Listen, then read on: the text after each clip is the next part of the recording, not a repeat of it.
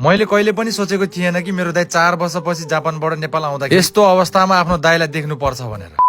All right guys, welcome to my mini blog. I hope हजुर सबै सन्चै हुनुहुन्छ होला। म पनि एकदम सन्चै छु। हजुरहरू धेरै जनाले कमेन्ट गर्नु भएको थियो कि म काठमाडौँ किन आएको भनेर। म काठमाडौँ आउनुको मुख्य उद्देश्य भनेको मेरो दाइलाई लिन आउनु। हजुरहरूलाई मैले धेरै पहिलेदेखि भन्दै आएको हो कि मेरो दाइ बाहिर देश बस्नुहुन्छ जापानमा भनेर। आज आउँदै हुनुहुन्छ, त्यसैले म एयरपोर्टतिर गएर मेरो दाइले आफ्नो जिन्दगीमा साह्रै दुःख पायो। स्टुडेन्ट भिजामा जापान गएको 4 वर्ष पनि नहुँदै आज नेपाल फर्किनु पर्यो। नेपालबाट बाहिर देश जाँदाखेरि धेरै नै ठुलो सपना बोकेर गएको थियो। आफ्नो भविष्यको लागि मात्र नभएर भाइ र आमाको लागि बाहिर देश बिचराले कति ठुलो सपना बोकेको थियो कि आफ्नो भाइलाई आमालाई खुसी बनाउँछु, बाबा नभए पनि मेरो भाइको लागि म नै फादर फिगर बन्छु, आफ्नो आमाको सहारा बन्छु। तर जिन्दगीमा सोचेको जस्तो कहाँ हुन्छ भन्ने गरिन्छ नि, अभागी खप्पर जहाँ गए नि ठक्करै ठक्कर। जापान पुगेको 1 वर्ष पनि नहुँदै दाइको हेल्थ खराब। त्यत्रो ठुलो सपना बोकेर बाहिर देशमा गएको, अहिले त्यहाँ आफैलाई सम्हाल्न गाह्रो। अर्काको ठाउँमा न कोही आफ्नो थियो, मनको पीडा कसले बुझ्छ। मेरो दाइ फेरि म जस्तो मनको कुरा भन्ने मान्छे पनि, जति नै पीडा दुःख भए पनि मनमै राख्ने। बिस्तारै बिस्तारै हेल्थ झन खराब हुन थाल्यो। हेल्थ खराब भएपछि त पढाइ पनि खराब भयो। स्टुडेन्ट भिजामा गएको मान्छेको पढाइ बिग्रेपछि त सबै कुरा बिग्रियो। तर हिम्मत यति विधि थियो कि जस्तो सुकै परिस्थितिमा पनि हाँसेर अगाडि। बिस्तारै समय बित्दै गएपछि सबै कुराहरू ठिक हुन थाल्यो र काम गरेर अलिअलि पैसा जोगाएर नेपाल फर्क्यो। स्वास्थ्यको खराबीको कारणले नेपाल आउन पर्यो। नेपाल आइपुग्नलाई उसको लागि त्यति विधि कहाँ सजिलो थियो। जापानबाट चाइना झरेर चाइनाबाट अर्कै फ्लाइट लिनु पर्ने रहेछ। मेरो दाइको किस्मत फेरि चाइनाको फ्लाइट पनि मिस भएछ। हामी एकचोटि सोचौं न, कुनै अनजान देशमा साथमा 1 रुपैयाँ पनि छैन, कसैको कन्ट्याक्ट नम्बर छैन, रुन पनि सकिँदैन, कराउन पनि सकिँदैन। बिचराले भने थियो कि आँखाबाट आँसु मात्र झर्न बाँकी थियो। हामीलाई यसको कहानी सुन्दाखेरि त मनमा कस्तो नराम्रो लागेछ। मेरो दाइले त त्यो पललाई बिताएर आए। मलाई बाल मतलब छैन मेरो दाइलाई दुनियाँले कस्तो नजरले हेर्छ भने। म सधैँभरि मेरो दाइलाई माया र साथ दिनेछु। व्यवहारिक कुराहरू के कस्तो भयो त्यो आफ्नो ठाउँमा छ, नराम्रो भयो। र सबैभन्दा राम्रो कुरा भनेको मेरो दाइ सही सलामत नेपाल आउनु भयो। हामी दुई दाजुभाइ मिलेपछि त हाम्रो व्यवहारहरू सबै मिलाउँदै गरौँ। बाहिर देशबाट नेपाल आएको, फेर्नलाई न गतिलो लुगा छ न जुत्ता नै। त्यसैले रुममा आउने बित्तिकै नुहाई धुवाई गरेर दाइको लागि जुत्ता र लुगाहरू किन्नको लागि गए। दाइलाई रुगा लाग्ने र घाँटी खसखस गरेको कारणले हामी हस्पिटल पनि गयौं औषधि लिनका लागि। भगवान कसम यार, यस्तो बिजोग अवस्थामा आएको थियो नि मेरो दाइ नेपालमा। धन्न मेरो दाइलाई सही सलामत भेट्न पाइयो, मेरो लागि यही नै ठुलो कुरा। टाढाबाट आएको, त्यही माथि फ्लाइट मिस भएर रातभरि बस्नु पर्यो। बिचरालाई थके लागेको रहेछ, त्यसैले आज हामी काठमाडौँ नै बस्ने निदो गरे। दाइलाई त चिसो लागेको भएर आइसक्रिम खाएन, फिटे भएर मैले चाहिँ खाएँ। लास्टै धेरै निन्द्रा लाग्यो, भाइ म एकछिन सुत्छु है भनेर दाइ निदाउनु भयो। त्यतिकैमा खाना पनि पाकिसकेको रहेछ, छिटो खाना खान जाम भनेको दाइ त निन्द्रामै छ। र आज दाइ नेपाल आएको फुल ब्लग हेर्नको लागि युट्युब च्यानलमा जानु होला। युट्युब नेम अजय पुन मगर। आज त दाइसँग मैले भेटे, भोलि चाहिँ मम्मीलाई भेटाउने वाला छु है। मेरो मम्मीको रियाक्सन कस्तो हुँदो रहेछ है त आफ्नो जेठो छोरालाई भेट्न पाउँदा। र हजुरहरूले पनि हामी 3 आमा छोरालाई एउटै फ्रेममा देख्न पाउनु हुने। आज त दाइसँग धेरै कुराहरू गर्न थियो, तर के गर्नु, दाइलाई थके लागेको रहेछ। फेरि फिटे भएर म धेरै हल्ला गर्ने, भाइ तिमीहरू धेरै हल्ला नगरे, म सुत्छु भनेर दाइ निदाइ। आजलाई यति नै, अब भोलि भेटौँला अर्को मिनी ब्लगको साथमा। त्यतिखेरसम्मको लागि बाइ बाइ।